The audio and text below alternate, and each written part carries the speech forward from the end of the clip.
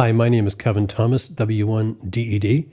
Today I'm talking to Gabriele Uliani, IT9RGY, another one of my international interviews, and I really appreciate him taking the time to be with us today.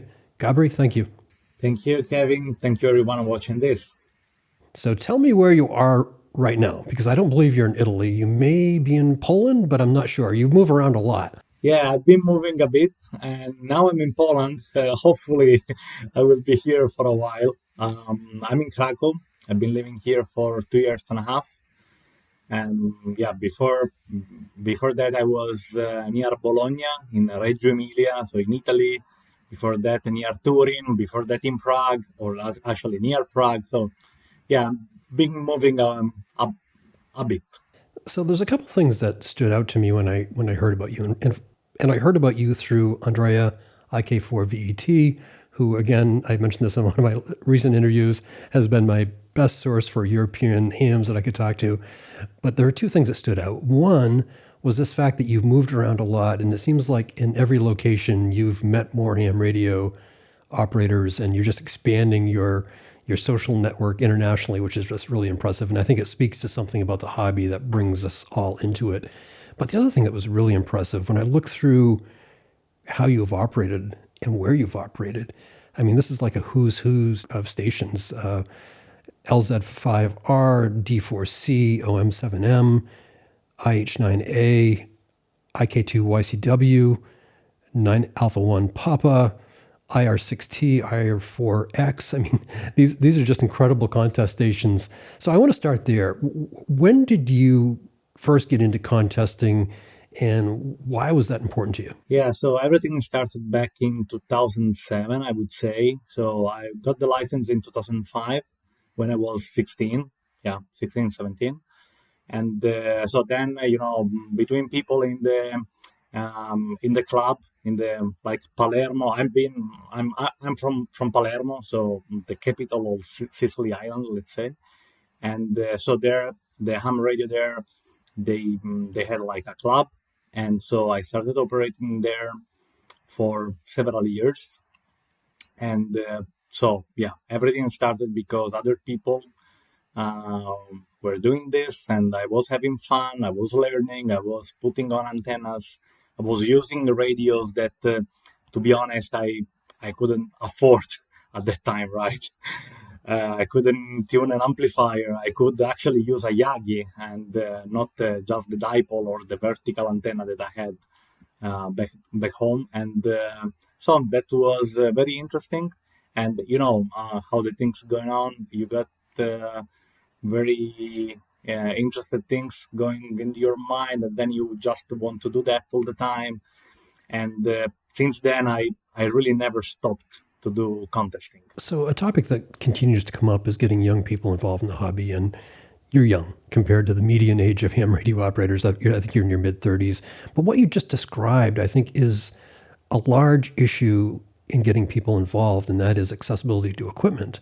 And I don't know that we talk about it enough, but it's one thing to encourage 18-year-olds to get into the hobby, but in order to have that Yagi or tower or antenna or transceiver, it's a certain outlay of cash that an 18-year-old may not have. So I totally understand you being drawn to some of these existing stations and being invited in. But how did you get invited in? How did you get invited into some of those contest superstations that I just mentioned? Obviously, there had to be something beyond willingness. You must have had ability for them to want you there.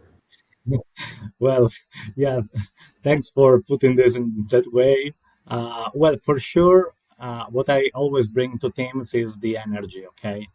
And this is something that, yeah, speaking now, you may feel that I'm I'm really interested and I'm super enthusiastic about ham radio and contesting, especially, right?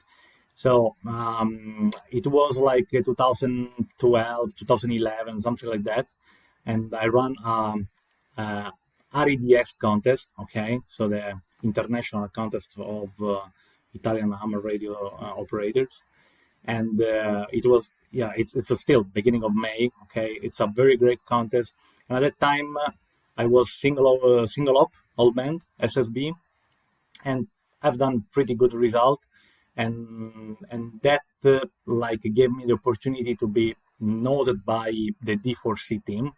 So at the time, Luca IK2 NCJ and Max DPV and Fabio UFH, they like got in touch with me, and so it wasn't easy at the time because I was very young, just going to university without a job. So having funds, it was an issue. Okay, so I had to postpone from 2012 to 2013, and then I went to D4C for 2 weeks, and it was amazing. Really, an experience of a lifetime, without any doubt.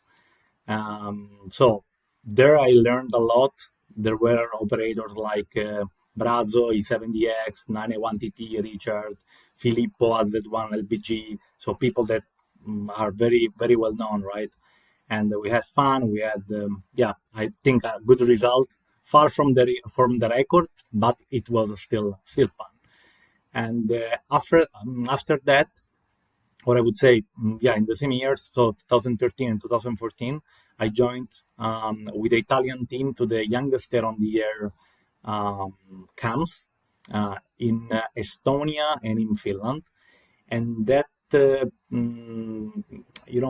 those things really opened my mind in terms of view about the world, about the job, about the university.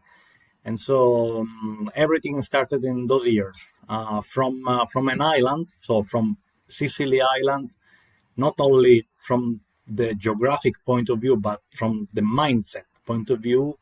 I literally opened my mind and I started traveling, and that's why then I started, visiting other stations.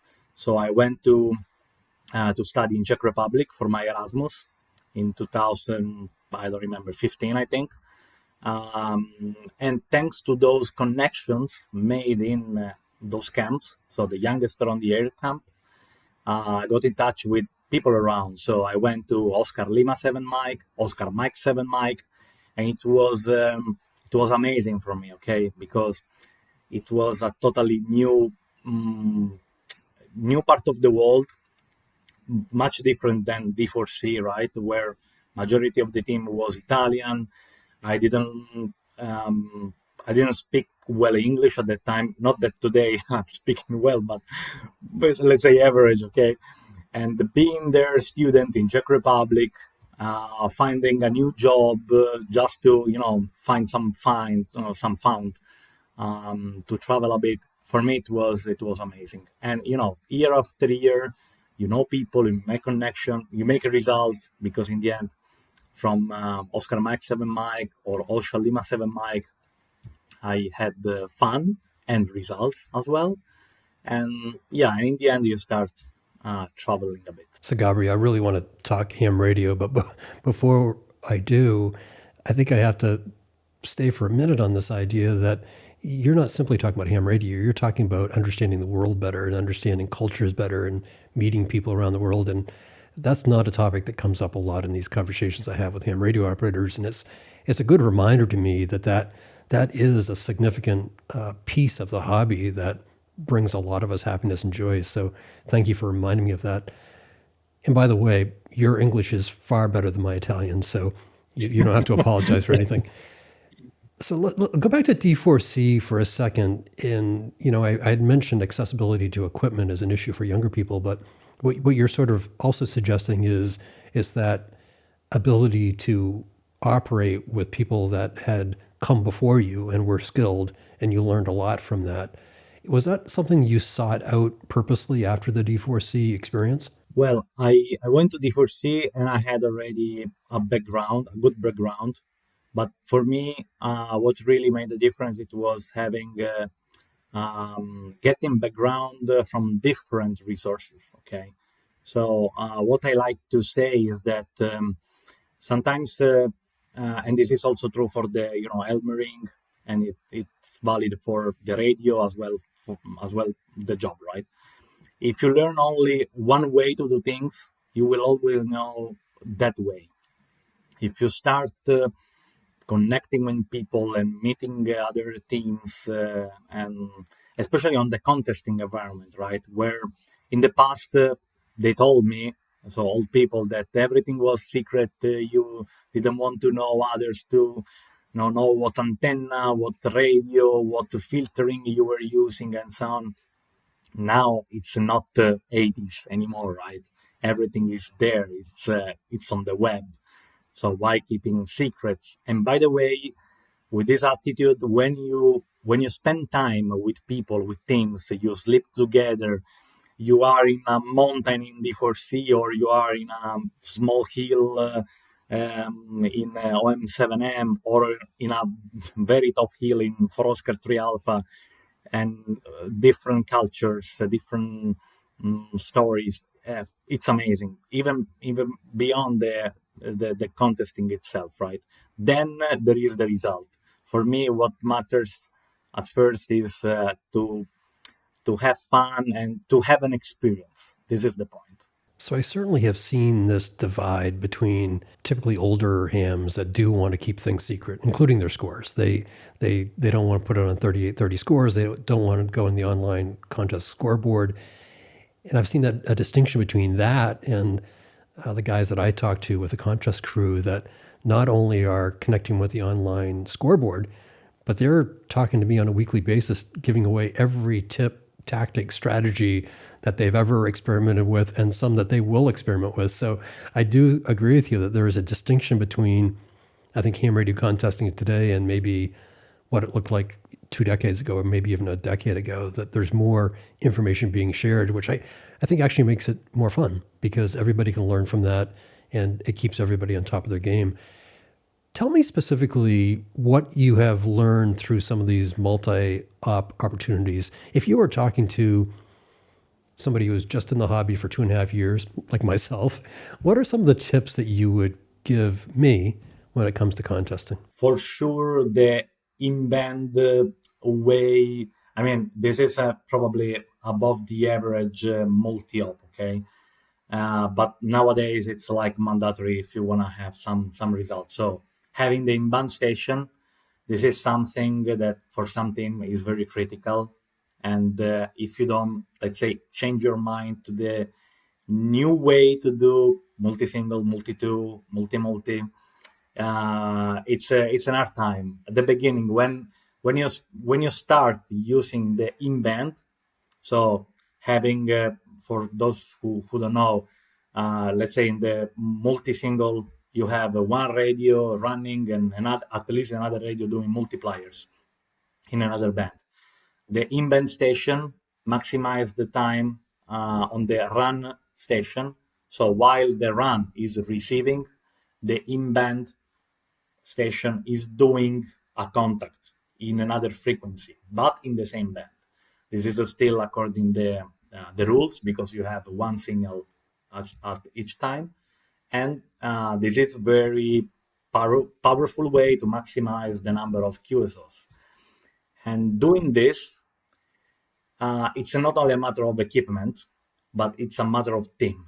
You will never maximize your score if you don't train your team doing this. So we can call it a team building or team exercise. We can call it in a way you like, but the teamwork, this is the number one thing that I learned thanks to those kind of advanced techniques in my years.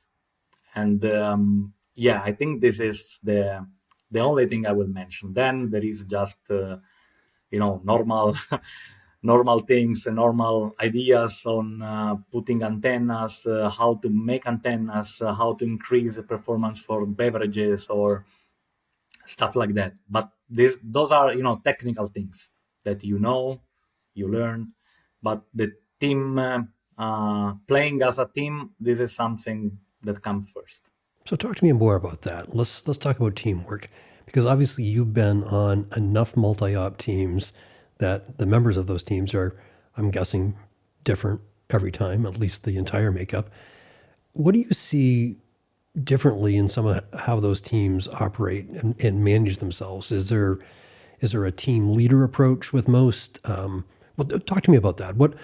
How do you see successful multi-op teams coming together, staying focused on the strategies and winning? The fair answer is that in the end, we are so different coming, I've been with the Europeans, okay? So different part of Europe, but then when you sit for a contest in a multi-op environment, you have the same dynamics everywhere. You have the same team leader, you have the same guy who wants to run half of the contest himself. You have the guy who doesn't want to sleep, that is me usually. You have the guy who wants to do the timetable, everything is perfect. So Gabriele, you start at 8, you finish at 10, and then we change the operators. You have the one who wants to do only multi-op. So the interesting thing here is that we are so different, but in the end, when we come to competition, in those multi-op environments, we are all the same. So um, I've been operating for a while at India Radio for X-Ray, right? So Claudio, Italy for VQ, is the team leader.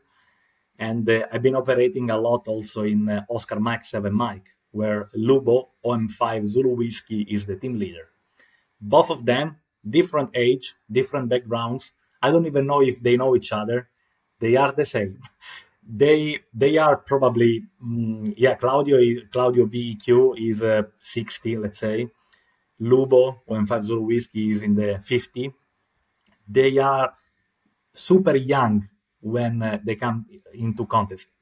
So if there is a multiplier lost, this is something that it's a pity. You can see in their faces that they want the team to push more, and this is an amazing attitude, and I grow in that way. So having fun, but keeping in mind that we are there for a result. And being team leader in those environments, it's something not easy, I would say. You have different people from different ages, especially. I think the age is something that plays in those multi-ops, because you have the guy, I don't know, 70 years old, let's say, that was doing contesting when I was not even in this world, okay? But still, nowadays we play in another way. 30 years ago, there was no one doing 2B SIQ, right? There was no N6MJ or KLNNA or CT1BOH. But still, there were people winning contesting, right? Winning contest and doing contesting in a way. Today, it's there is no like what is better and not better. It's just that if you want to achieve a result, you have to evolve somehow. So being team leader in those environments, it's it's tricky. You have to combine historical knowledge with the new knowledge. And Gabri, do you aspire to be a team leader at some point? Well, it's not something that I ever think about, because first of all, I don't have my station. Okay, so I have my station actually in Palermo, in my parents' house, which operate remotely for their fun, because I have to call them every time to fix something at the beginning, to turn an antenna or to switch an antenna. Now everything is more or less automatic. But yeah, so in the end, I think when you get some knowledge, when you have some experience, it's every decision in a contest. It's something that you share with your teammates. What I like to say is that the good team is not the team where there is one top player and the rest like it's average or lower the average. One good runner, let's say, will never win the contest alone in a multi-op environment.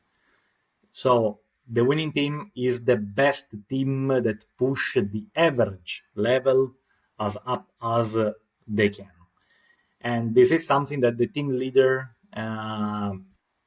is trying to do. So having the right people at the right time, running US is not like running Europe on 80 meters. It's totally a different story. And so, yeah, it's not something that I aspire. For now, I just want to enjoy and to give my to help the team leaders. So when I go to India Radio for X-ray, I always prepare the year-over-year targets and the timetable. We check with Claudio, I4VQ, who has to stay there at the right time. But then the contest evolves, so maybe the timetable lasts for 10 hours, and then we have to mix. We have to mix everything, or the propagation changes dramatically, and so the year-over-year comparison, it's not really something that you can look at all the time. So I like to give my my help for sure. Even though you don't aspire to be a team leader, I suspect you will be at some point, if not in ham radio, at least in your professional career, because you can recognize that dynamic.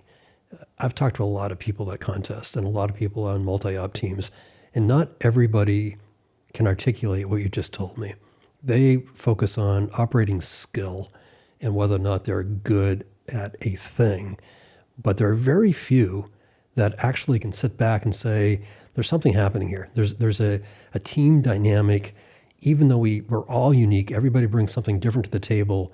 Not everybody can recognize it's the gift of being able to put all that together and, as you said, increase the average for everybody. So kudos to you. That's really impressive, and it really is encouraging for me, frankly, because not everybody will be as good as a Dan Craig N6MJ or Chris Rolbert KL9A. But to know that your particular skill level can be put into a team and potentially contribute to it is kind of encouraging for someone like myself. What are some of the memorable contest experiences that come to mind for you, the things that are really out of the ordinary over the years? Okay, so D4C, as I mentioned, this is something unique because you are in an environment that really push you beyond all your experience, and you are out of the comfort zone. Okay, this is for sure. And another one, like really memorable, is the first one in Slovakia, Oscar Mike 7 Mike. I remember I was there. So I was there at the end of October. Okay, so the worldwide SSB, but I started the university like mid of September. So I sent emails on I don't know how many emails, but all Czech Republic, half Germany, the eastern side, and then but I didn't get any answer, to be honest, at that time. And all in a sudden, Lubo and 5 Zulu Whiskey wrote me an email like, Gabriel, this is my number, call me. And so he was like, Gabriel, you are welcome, you can come, but please remember here, like, it's not comfortable, so we don't have a place to sleep, there is no bathroom, whatever. And I said, Lubo, this is not the point. I come there to have fun, to meet you. And it was amazing because in the end, that team, because in the end it was a team, they just put me there on the chair and they said, okay, run. That's it. I don't even know if I even opened the contest. Opening the contest in a multi-symbol environment, this is something that you don't usually let to a stranger do that, right? But it was the case there, and those guys are really friends. I cannot, I don't like to differentiate friends, okay? But they are super close friends.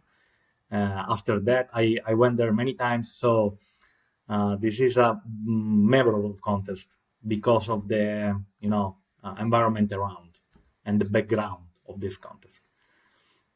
Yeah, then there is then there is another one for Oscar 3 Alpha. I went there thanks to the Youngster on the Air program. We had this one a few years ago, So big stations like Echo Sugar 9 Charlie or 4 Oscar 3 Alpha or 9 Alpha 1 Alpha, they opened the door to youngsters. At the time, I was still a little bit young, and we went there. All in a sudden, we organized this trip with Nicolo, India Zulu 6 Tango Sugar Alpha, another close friend of mine, and we I went to Bari. So from Sicily, I went to Bari. I think with the train. It's pretty long way, okay. And then we got the ferry, sleeping, sleeping on the floor with the sleeping bag, because at that time we were students, so very limited budget. And then we spent a full weekend at Ranko's place. Amazing, literally an amazing position, running a contest. It was a worldwide RTTY in September. So yeah, in the end, for me, every look, Kevin, I could tell you something about all the contests I've done in my life. Really, it's something that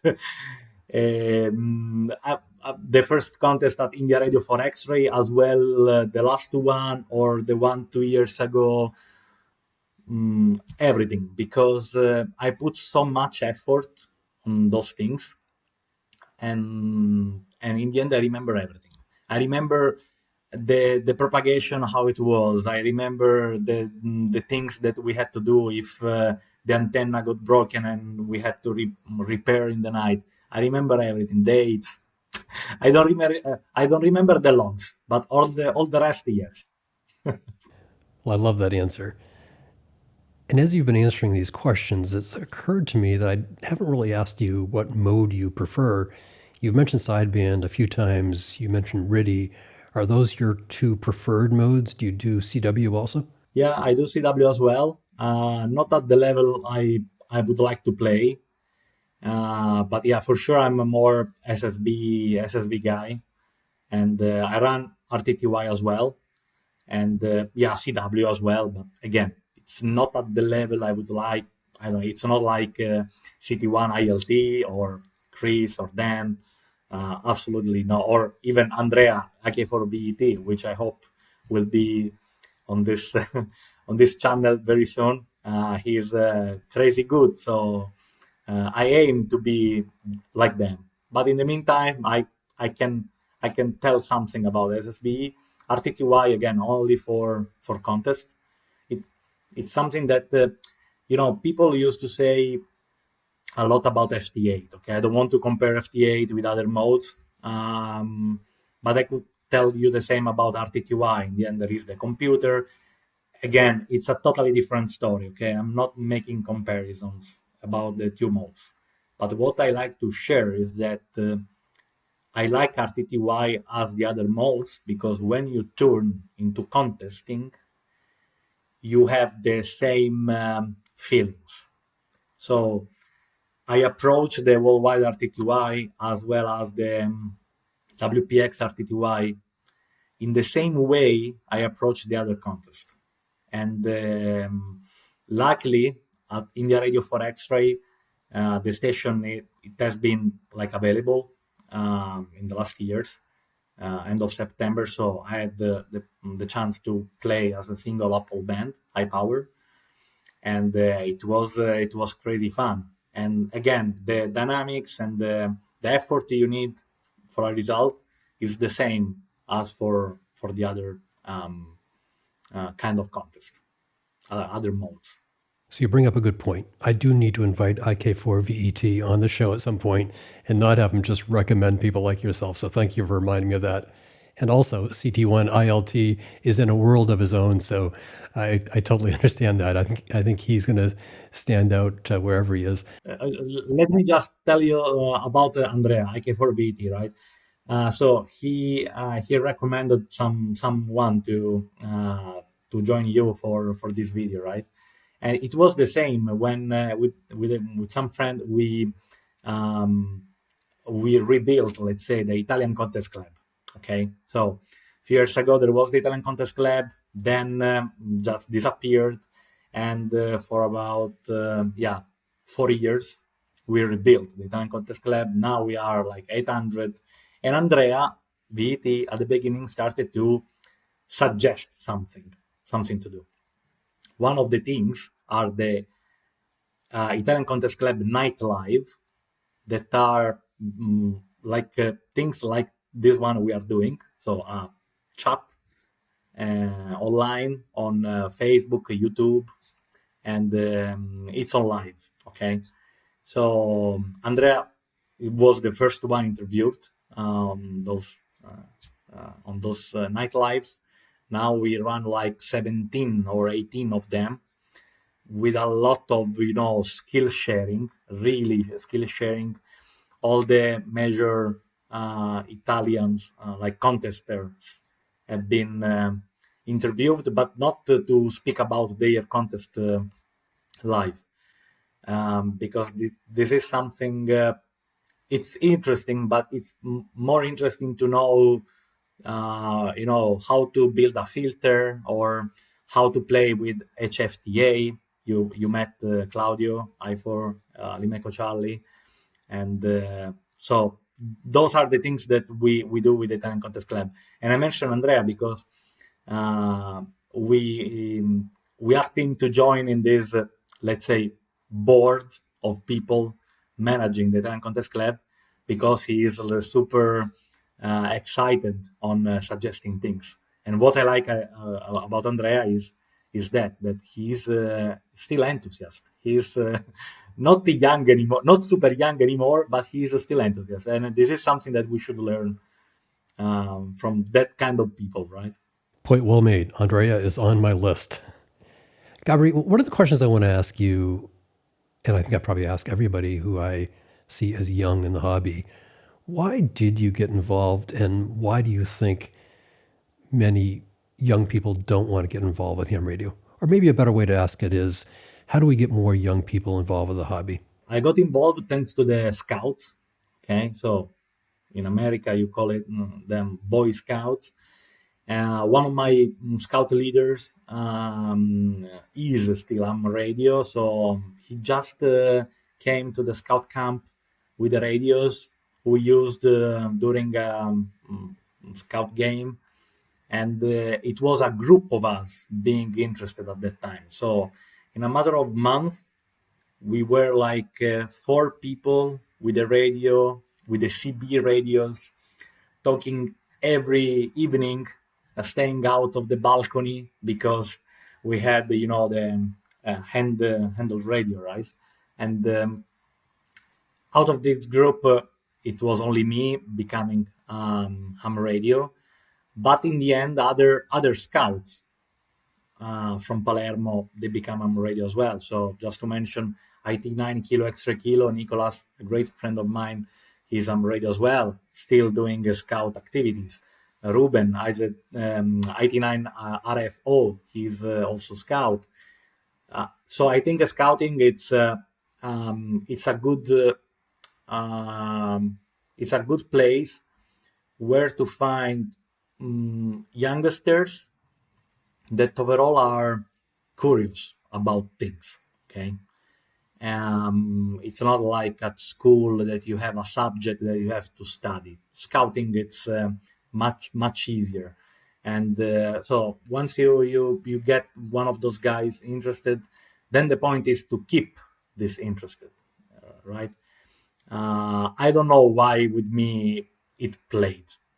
Probably this is something. Maybe you just have to have some technical background or whatever.